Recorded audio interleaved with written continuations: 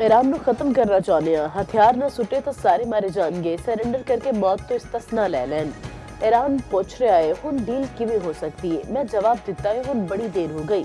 अमरीकी सदर Donald Trump की मीडिया ब्रीफिंग आख्या ईरान विच इहो जे हमले किए जा रहे हैं जेड़े पहले किसी ने कदी नहीं वेखे। मिसाइल सिस्टम ते ईरानी बहरिया नूं पूरी तरह तबाह कर दिता। 3 दिहाड़ियां विचों 24 बहरी जहाज खत्म कर दिते। तेल ਦੀਆਂ ਕੀਮਤਾਂ ਦਾ ਦਬਾਅ ਘੱਟ ਕਰਨ ਲਈ ਛੇਤੀ ਇਕਦਾਮਾਤ ਕਰਾਂਗੇ। ਅਮਰੀਕੀ ਮੀਡੀਆ ਨੂੰ ਇੰਟਰਵਿਊ ਵਿੱਚ ਆਖਿਆ ਈਰਾਨ ਦੇ ਅਗਲੇ ਰਹਿਨੁਮਾ ਦੇ ਇੰਤਖਾਬ ਵਿੱਚ ਸ਼ਾਮਿਲ ਹੋਣਾ ਚਾਹੁੰਦੇ ਹਾਂ।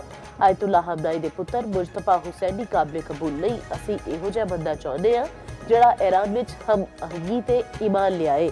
आयतुल्ला हमनाई ਦੀਆਂ ਪਾਲਿਸੀਆਂ ਜਾਰੀ ਰੱਖਣ ਵਾਲਾ ਲੀਡਰ ਕਾਬਲੇ ਕਬੂਲ ਨਹੀਂ ਕਰਾਂਗੇ। ਇਸਰਾਈਲੀ ਮੀਡੀਆ ਨੂੰ ਇੰਟਰਵਿਊ ਵਿੱਚ ਬੋਲੇ ਇਸਰਾਈਲੀ ਸਦਰ ਵਜ਼ੀਰ ਆਜ਼ਮ ਨੇਤਨਯਾਹੂ ਨੂੰ ਧੋਖਾਦਹੀ ਦੇ ਕੇਸ ਵਿੱਚ ਮਾਫ ਕਰ ਦੇਣ।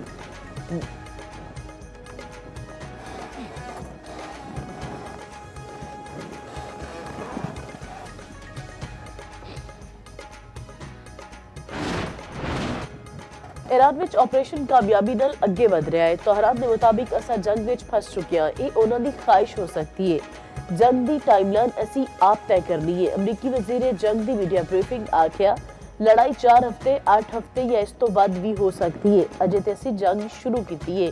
जे तोहरान ये समझ रहा है कि असी जंग जारी नहीं रख सकते तो गलती पे आ। साडे कोल जंगी साजो सामान भरिया पिया है। कमांडर सेंटकॉम बोले ईरानी बहरिया के 30 तो वध जहाज़ों नूं तबाह कर चुके। कार्रवाइयों के नतीजे में ईरानी हमले 90% ताई घट हो गए ने।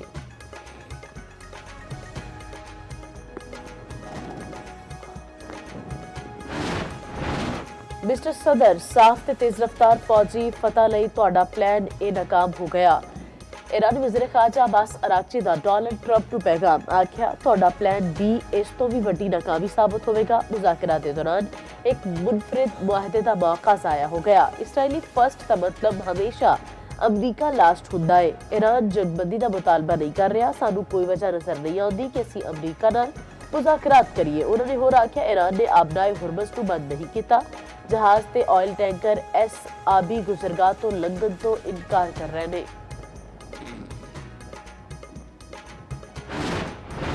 रात गए ईरान ने इसराइल उत्ते मिसाइलों की बारिश कर दी। हमले में खबर स्कीन मिसाइलों ते क्लस्टर हथियारों का इस्तेमाल किया गया। ईरानी मिसाइल बिला रोक टोक निशानियां उत्ते डिगते रहे। इराक के शहर बसरा में अमरीकी तैयारा डिगन की फुटेज सामने आ गई। अमरीकी दिफाई हुकाम ने तैयारा डिगन की तरदीद कर दी। आख्या सारिया खबर बेबुनियाद ने इहो जिहा कोई वाकया पेश नहीं आया। ईरानी मीडिया के मुताबिक 7 इसराइली ड्रोन्स मार सिटे। दुश्मन उत्ते 500 तो वध मिसाइल ते 2000 ड्रोन्स फायर किए। तोहरान ने इसराइल उत्ते खुर मशर 4 मिसाइल दाग दिते। पाकिस्तान इनकलाब का 40 तो वध मिसाइल दागन का दावा इसराइली डिफेंस फोर्स ने दावा किया। साडा दिफाई निज़ाम इन्हां मिसाइलों नूं रोकण लई फाल है।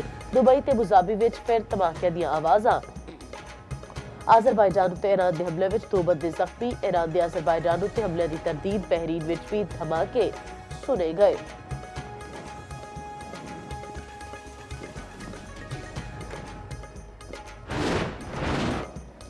पाकिस्तान का तुर्की ते आज़रबाईजान उत्ते हमले उत्ते शदीद तशवीश का इजहार। तर्जमा दफ्तर खारजा का कहना है हमले बैनुल अक़वामी कानून ते बैनुल रियासती तालुकात के उसूलों की खिलाफ वर्जी ने। हमले खिते नूं होर कशीदगी वल धकेल सकते ने। दफ्तर खारजा का तुर्की ते आज़रबाईजान दे नाल पाकिस्तान की मजबूत यकजहती का अयादा इलाकाई अमन ते इस्तेहकाम नूं बरकरार रखण लई तहम्मुल गलबात ते सफारतकारी उत्ते जोर।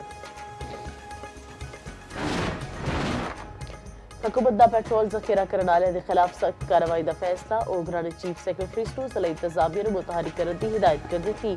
ओगरा का आखना है कि मुल्क में पेट्रोलियम मसनूआत के बाफर जखायर मौजूद ने। टीमां ऑयल डिपोज ते पंपां उत्ते जखायर की मुसलसल निगरानी कर रही ने। अफवाहां उत्ते कन न करो। गैर जरूरी पेट्रोल खरीदण तो गुरेज करो।